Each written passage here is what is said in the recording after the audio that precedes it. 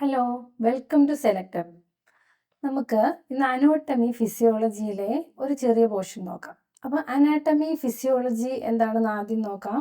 അതിനുശേഷം anatomy ഫിസിയോളജിയിലെ cells എന്ന് പറയുന്ന ഒരു പോർഷനാണ് നമ്മളിന്ന് നോക്കാൻ പോകുന്നത്. അപ്പം അനാട്ടമി ഫിസിയോളജി അതിനെക്കുറിച്ച് ചെറിയ രീതിയിൽ നമുക്ക് നോക്കാം. എന്താണ് അനാട്ടമി?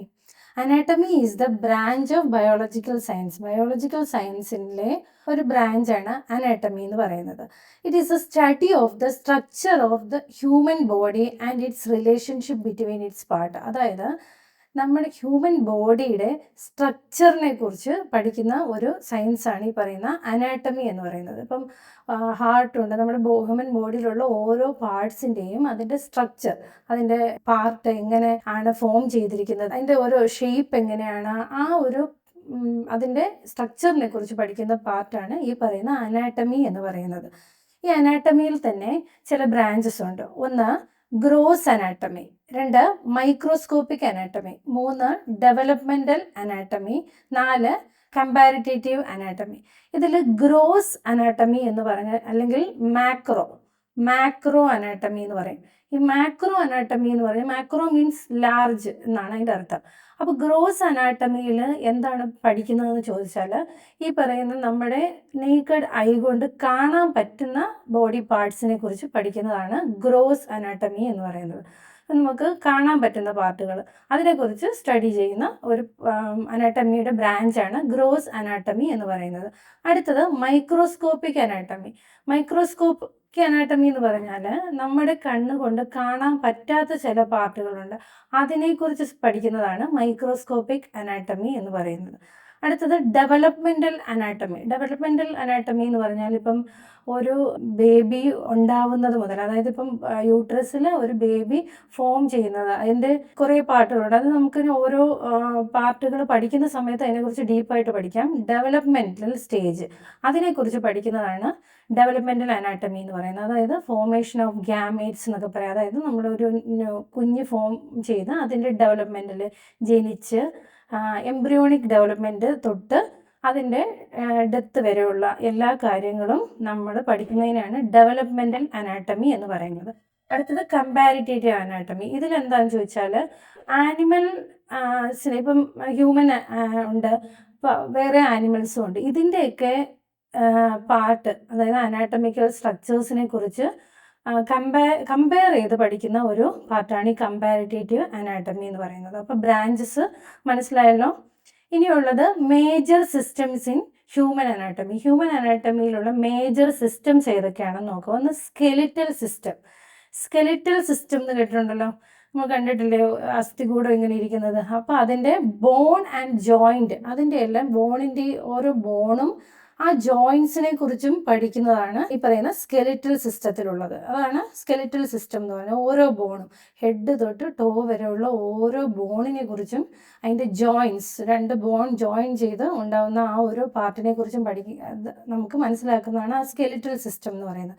ഇനി മസ്കുലർ സിസ്റ്റം ഉണ്ട്. മസ്കുലർ സിസ്റ്റം എന്ന് പറഞ്ഞാൽ മസിൽസ്, പല മസിൽസ് ഉണ്ട്. ഒന്ന് skeletal muscle, smooth muscles, cardiac muscles. ഇത് മൂവ്മെൻറ്റിന് ഹെൽപ്പ് ചെയ്യുന്ന ഒരു പാർട്ടാണ്. അതിനെക്കുറിച്ച് മൊത്തം ആ ഒരു സിസ്റ്റത്തിനെ കുറിച്ച് അറിയുന്നതാണ് ഈ പറയുന്ന മസ്കുലർ സിസ്റ്റം എന്ന് പറയുന്നത്.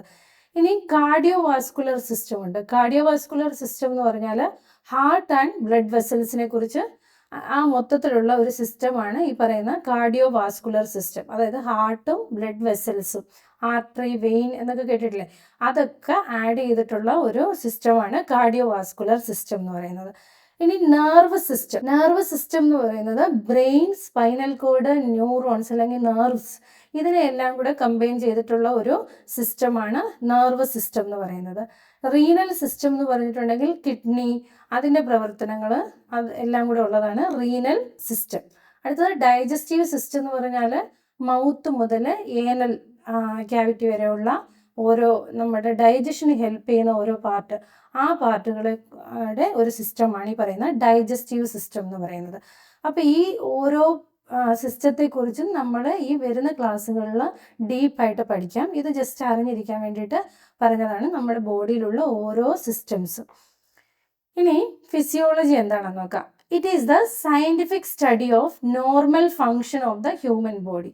അതായത് നമ്മുടെ ഹ്യൂമൻ ബോഡിയിൽ നടക്കുന്ന ഓരോ ഫങ്ഷൻസ്, അതായത് മെറ്റബോളിസം ഉണ്ട്, ഗ്രോത്ത് ഉണ്ട്, അതുപോലുള്ള റെസ്പിറേഷൻ ഉണ്ട്, റീപ്രൊഡക്ഷൻ ഉണ്ട്. റീപ്രൊഡക്ഷൻ എന്ന് പറഞ്ഞാൽ എന്താ, ഒരു പേരൻറ്റിൽ നിന്നും കുഞ്ഞുങ്ങളുണ്ടാകുന്ന ആ പ്രോസസ്സ്, അതുപോലുള്ള ഓരോ പ്രോസസ്സിനെ കുറിച്ചും പഠിക്കുന്നതാണ് ഫിസിയോളജി എന്ന് പറയുന്നത്.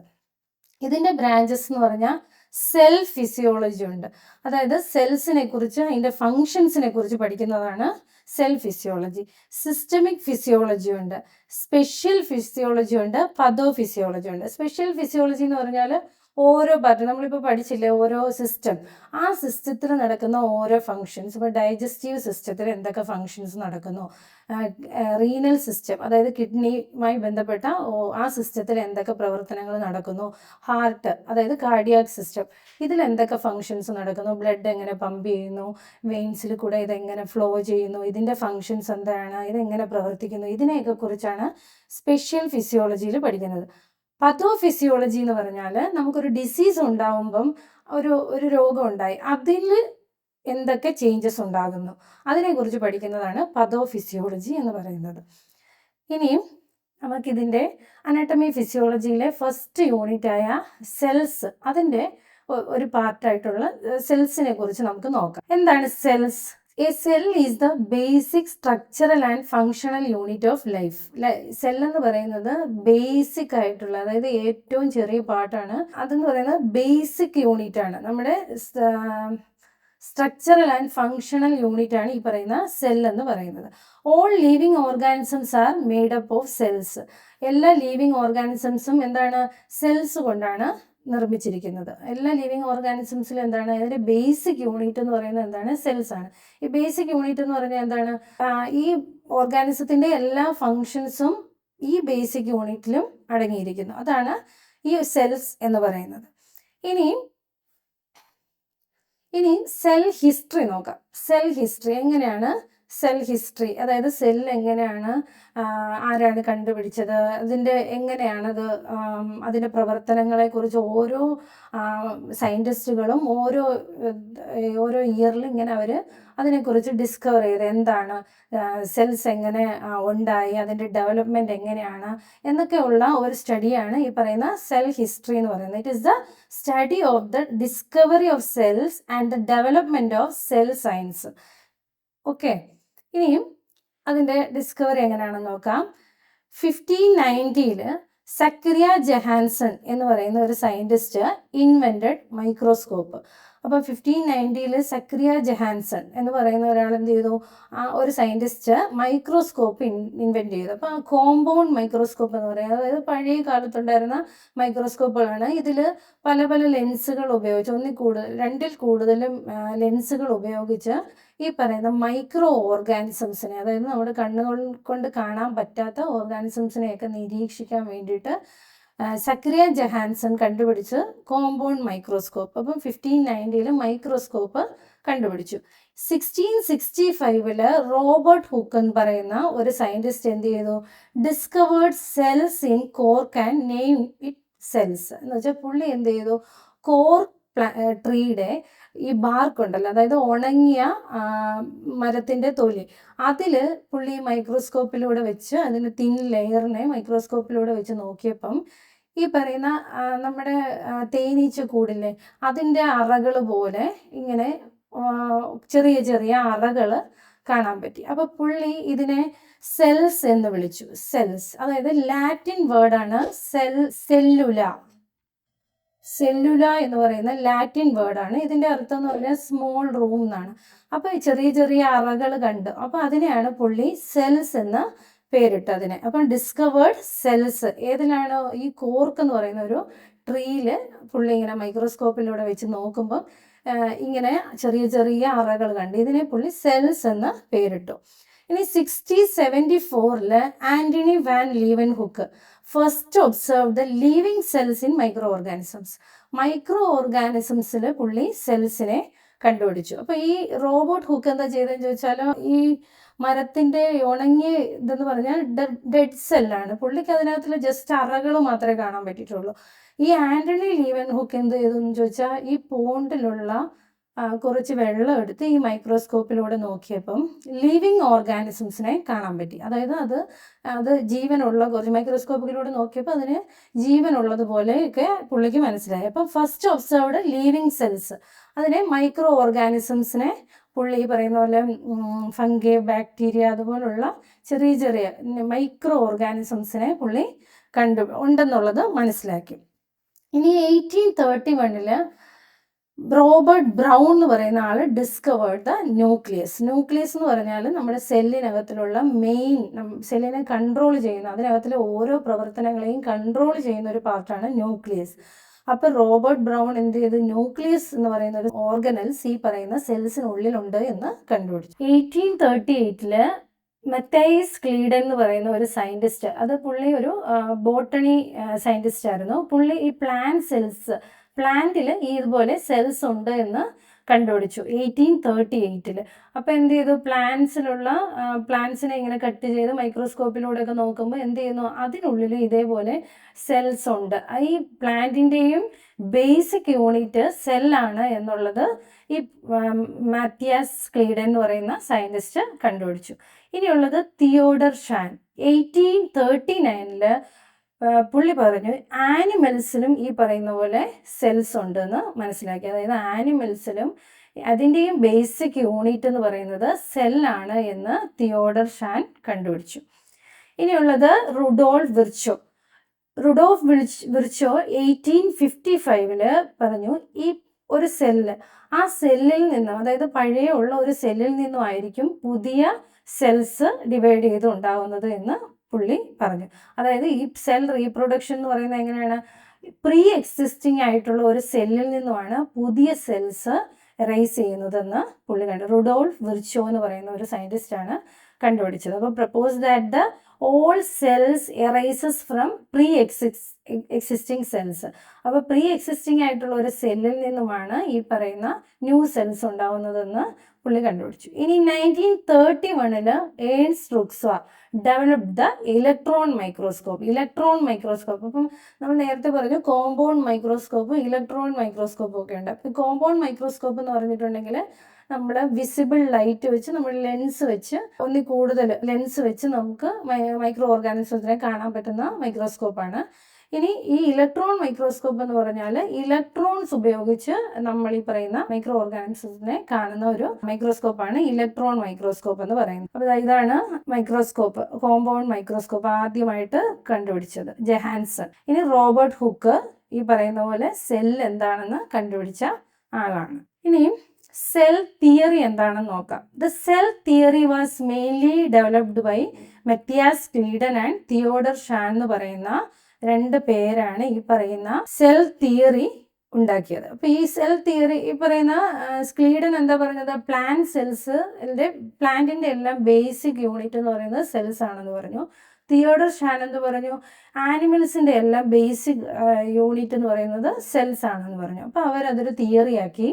All living organisms are made up of cells.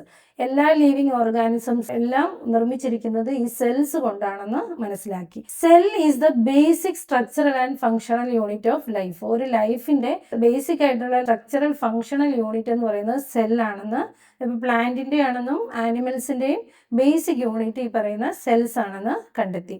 ഇനി new cells arises from pre existing cell. New cell എവിടുന്നാണ്, ഓൾറെഡി ഉള്ള ഒരു സെല്ലിൽ നിന്നുമാണ് ഉണ്ടാവുന്നത് എന്നുള്ളത് ഈ തിയറിയിൽ ഈ 3 പോയിന്റ്സ് ഇതാണ്. എന്താ, all living organisms are made up of cell.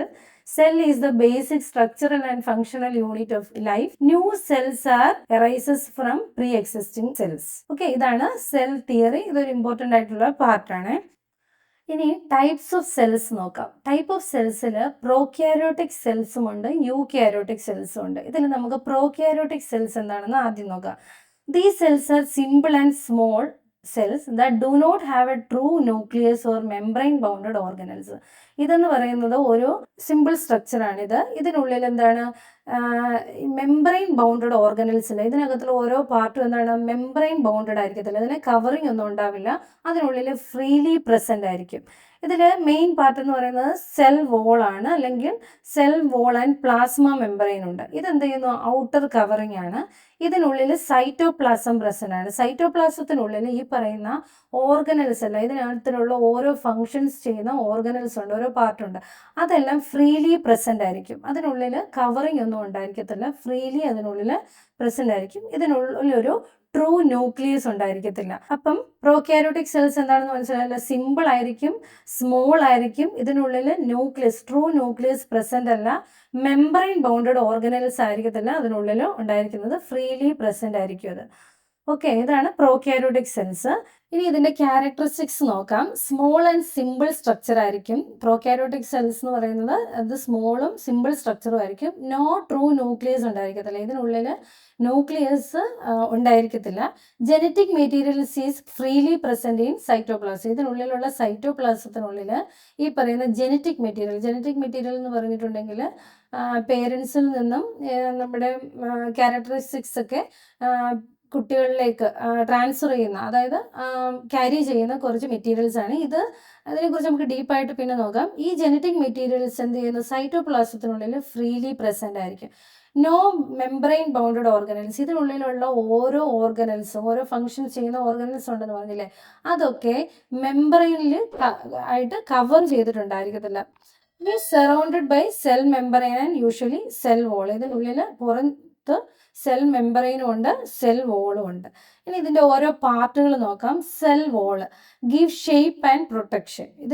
ഇതിൻ്റെ പുറത്തുള്ള ഈ പറയുന്ന സെൽ വോൾ എന്ത് ചെയ്യുന്നു, ഷേപ്പ് കൊടുക്കുന്നു. ഈ പറയുന്ന ഈ പ്രോക്യാരിയോട്ടിക് സെൽസിനുള്ള ഷേപ്പ് കൊടുക്കുന്നു. ഈ പറയുന്ന പ്രൊട്ടക്ഷൻ, ഇതിൻ്റെ പുറത്തുള്ള പ്രൊട്ടക്ഷൻ കവറിങ് ആണ് ഈ പറയുന്ന സെൽ വോൾ എന്ന് പറയുന്നത്.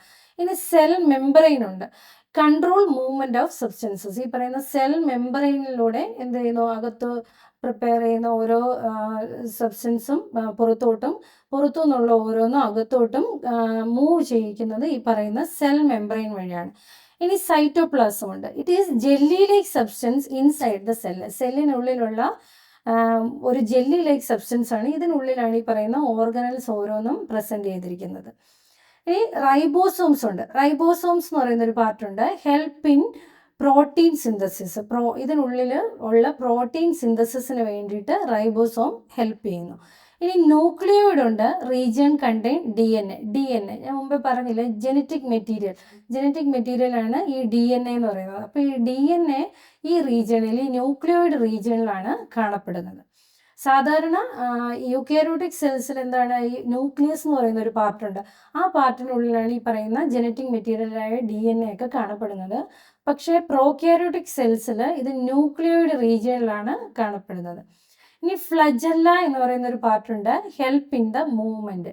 ഈ സെൽസിന്റെ മൂവ്മെന്റിന് വേണ്ടിയിട്ട് ഈ ഫ്ലജല്ല എന്ന് പറയുന്ന ഈ പാർട്ട് ഹെൽപ്പ് ചെയ്യുന്നു, സെൽസിന്റെ മൂവ്മെന്റിന് വേണ്ടിയിട്ട്.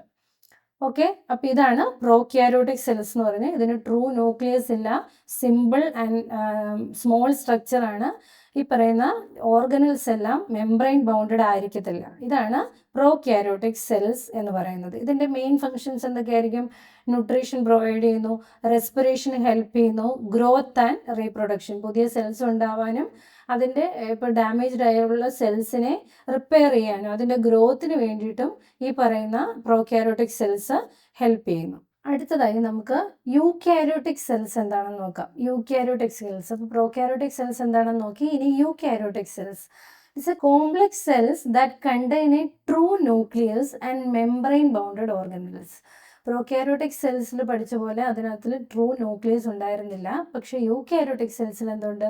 ട്രൂ ന്യൂക്ലിയസും ഉണ്ട്. ഇതിനുള്ളിലുള്ള ഓരോ ഓർഗനൽസ് എന്താണ്? മെംബ്രെയിൻ ബൗണ്ടഡ് ആയിരിക്കും. അപ്പോൾ ഇതുകൊണ്ടാണ് ഇതിനെ പറയുന്നത് കോംപ്ലക്സ് ആയിട്ടുള്ള ഒരു ലാർജ് സെല്ലായിട്ട് പറയുന്നത്. അതായത് കോംപ്ലക്സ് സെൽസ് എന്ന് പറഞ്ഞാൽ ഇതിൻ്റെ എല്ലാ സ്ട്രക്ചറെല്ലാം നല്ലൊരു ഘടനയുള്ളതായിരിക്കും. അപ്പോൾ ഈ പറയുന്ന കോംപ്ലക്സ് സെൽസ് ആണ് ഈ പറയുന്ന യൂക്കാരിയോട്ടിക് സെൽസ്. ഇതിനുള്ളിൽ ട്രൂ ന്യൂക്ലിയസും ഉണ്ട്. ഓരോ ഓർഗനൽസും ഓരോ ഫങ്ഷൻ ചെയ്യുന്ന പാർട്ടും മെംബ്രെയിൻ ബൗണ്ടഡ് ആയിരിക്കും. ഇതാണ് യൂക്കാരിയോട്ടിക് സെൽസ് എന്ന് പറയുന്നത്. അപ്പോൾ ഈ യൂക്കാരിയോട്ടിക് സെൽസിനകത്തിൽ ഇതാണ് യൂക്കാരിയോട്ടിക് സെൽസ്. ഇതിനുള്ളിലുള്ള സെൽ മെംബ്രെയിൻ ഉണ്ട്, സൈറ്റോപ്ലാസം ഉണ്ട്. ഈ പറയുന്ന ഓരോ ഓർഗനൽസും അത് നമുക്ക് ഡീപ്പായിട്ട് ഇപ്പോൾ പഠിക്കാം. ഈ പറയുന്ന ഓരോ ഓർഗനൽസും എന്താണ്? മെംബ്രെയിൻ ബൗണ്ടഡ് ആണ്. മെയിനായിട്ടും ന്യൂക്ലിയസ് ഉണ്ട്. കണ്ടോ? ഇതാണ് യൂക്യാരിയോട്ടിക് സെൽസ് എന്ന് പറയുന്നത്. ഇനി ഇതിൻ്റെ ക്യാരക്ടറിസ്റ്റിക്സ് എന്തൊക്കെയാണെന്ന് നോക്കാം. Larger and more complex than prokaryotic cells. Prokaryotic cells പോലെയല്ല, ഇത് ലാർജറും ആയിരിക്കും കോംപ്ലക്സും ആയിരിക്കും. ഇനി ട്രൂ ന്യൂക്ലിയസ് പ്രസൻറ്റ്. ഇതിനുള്ളിൽ എന്താണ്? ന്യൂക്ലിയസ് ഉണ്ടായിരിക്കും. അതായത് ഈ സെൽസിനെ കൺട്രോൾ ചെയ്യുന്ന ഒരു പാർട്ടാണ് ന്യൂക്ലിയസ് എന്ന് പറയുന്നത്. Membrane bounded organelles are present. ഇതിനുള്ളിലുള്ള ഓരോ ഓർഗനൽസും മെംബ്രെയിൻ വെച്ച് കവർ ചെയ്തിട്ടുണ്ടായിരിക്കും. ഇനി DNA is present inside the nucleus. DNA എന്ന് പറയുന്നത് എന്താണ്? നമ്മളുടെ ജനറ്റിക് മെറ്റീരിയൽ ക്യാരി ചെയ്യുന്ന ഒരു പാർട്ടാണ്. ഇതിന് എന്ത് ചെയ്യുന്നു? ന്യൂക്ലിയസിനുള്ളിൽ ഈ DNA പ്രസൻറ്റ് ചെയ്യുന്നു. പ്രോക്യാരിയോട്ടിക് സെൽസിൽ എന്താണത്? ന്യൂക്ലിയസ് ഇല്ലാത്തത് കൊണ്ട് അത് എന്ത് ചെയ്യുന്നു? ഫ്രീലി ന്യൂക്ലിയോയിഡ് റീജിയനിൽ പ്രസൻറ്റ് ചെയ്യുന്നു. ഇത് എന്ത് ചെയ്യുന്നു? DNA യൂക്യാരിയോട്ടിക് സെൽസിന് ന്യൂക്ലിയസിനുള്ളിലാണ് ഈ പറയുന്ന DNA ഉണ്ടായിരിക്കുക. ഇനിയും സെൽ മെംബ്രെയിൻ. ഇതിൻ്റെ ഓരോ പാർട്ടും നമുക്ക് നോക്കാം. ഒന്ന് സെൽ മെംബ്രെയിൻ, രണ്ട് സൈറ്റോപ്ലാസം, ന്യൂക്ലിയസ്. ഇത് ഇത്രയാണ് അതിൻ്റെ ഒരു മെയിൻ പാർട്ട് എന്ന് പറയുന്നത്. ഇതിനുള്ളിൽ ഓരോ സെൽ മെംബ്രെയിനുള്ളിൽ ഓർഗനൽസ് ഉണ്ടാവും. ഈ ഓർഗനൽസ് ആണ് ഓരോ ഫങ്ഷൻസ് ചെയ്യുന്ന പാർട്ടാണ്.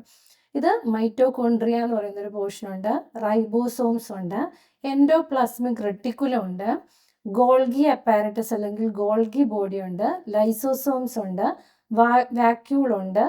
ഇപ്പോൾ പ്ലാന്റ് സെല്ലാണെങ്കിൽ അതിനുള്ളിൽ ക്ലോറോപ്ലാസ്റ്റും ഉണ്ട്. അപ്പം നമുക്ക് ഓരോ പോർഷൻസും ഓരോ ഫങ്ഷൻസ് ചെയ്യുന്നു, അതിനെക്കുറിച്ച് നോക്കാം.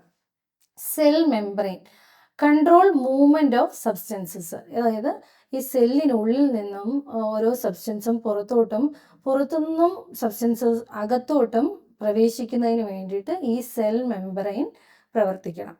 ഓക്കെ, ഒരു ഗേറ്റ് ആയിട്ട് സെൽ മെംബ്രെയിൻ പ്രവർത്തിക്കും. ഇനി cytoplasm, jelly like substance inside the cell membrane. Cell മെംബ്രെയിനുള്ളിലെ ഒരു ജെല്ലി ലൈക്ക് സബ്സ്റ്റൻസ് ആണ് ഈ പറയുന്ന, നമുക്കൊന്ന് വരച്ച് നോക്കാവേ. ഇതാണ് സെൽ മെംബ്രെയിൻ. അപ്പോൾ ഇതിനുള്ളിൽ ഒരു ജെല്ലി ലൈക്ക് സബ്സ്റ്റൻസ് ഉണ്ട്, അതാണ് സൈറ്റോപ്ലാസം എന്ന് പറയുന്നത്. ഇതിനുള്ളിലാണ് ഈ പറയുന്ന ഓരോ ഓർഗനൽസും കാണപ്പെടുന്നത്. ഇനി അടുത്തതാണ് nucleus. Control all activities of the cell and contain DNA. ഇതിനുള്ളിൽ എന്തുണ്ട്? ഒരു ന്യൂക്ലിയസ് ഉണ്ട്. ഈ ന്യൂക്ലിയസ് എന്ത് ചെയ്യുന്നു? ഇതിനുള്ളിൽ DNA എന്ന് പറയുന്ന ഒരു പാർട്ടും ഉണ്ട്. അത് ജനറ്റിക് മെറ്റീരിയൽസ് ക്യാരി ചെയ്യും. ന്യൂക്ലിയസ് ഇതെന്താണ്? DNA. ഓക്കെ, അപ്പം സെൽ മെംബ്രെയിൻ ഉണ്ട്, അത് ഔട്ടർ കവറിങ് ആണ്. ഇതെന്ത് ചെയ്യുന്നു? അകത്തോട്ടും പുറത്തോട്ടും സബ്സ്റ്റൻസസ് പോകാൻ വേണ്ടിയിട്ട് ഹെൽപ്പ് ചെയ്യുന്നു. സൈറ്റോപ്ലാസം ഉണ്ട്, ഇതിനുള്ളിലാണ് ഈ പറയുന്ന ഓരോ ഓർഗനൽസും കാണപ്പെടുന്നത്. ജെല്ലി ലൈക്ക് സബ്സ്റ്റൻസ് ആണ്. ഇനി ന്യൂക്ലിയസ് ഉണ്ട്, ന്യൂക്ലിയസിനുള്ളിൽ DNA കാണപ്പെടുന്നു.